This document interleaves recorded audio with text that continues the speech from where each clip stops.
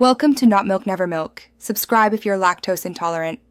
You start by ensuring the phone is charged and camera permission is granted so the scanner can access the lens. Once done, open the QR barcode scanner app and tap Scan to activate the live camera view. This immediate step avoids extra menus. Position the code within the on-screen guide and hold steady at about 1530 cm because distance and stability determine detection speed. Make sure autofocus engages. If not, tap the screen to force focus before the next step. You watch for the auto-detect beep or vibration which confirms the app decoded the code. Once you hear it, avoid moving the phone so the app can present action options. Then choose the appropriate action, open URL safely, copy plain text, add a contact directly, or save image data, because the right choice saves time and prevents mistakes.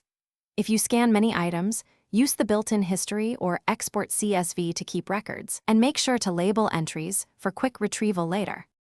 You finish by verifying any open content before tapping external links so you don't follow malicious sites.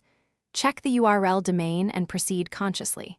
If the scanner struggles, adjust by tilting the phone, reducing glare, or boosting ambient light, because reflections and low light are common failure causes.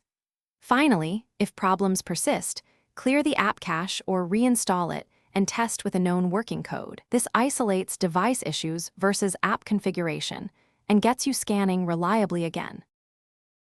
Thanks for watching. If this was helpful, leave a like and consider subscribing. See you next time.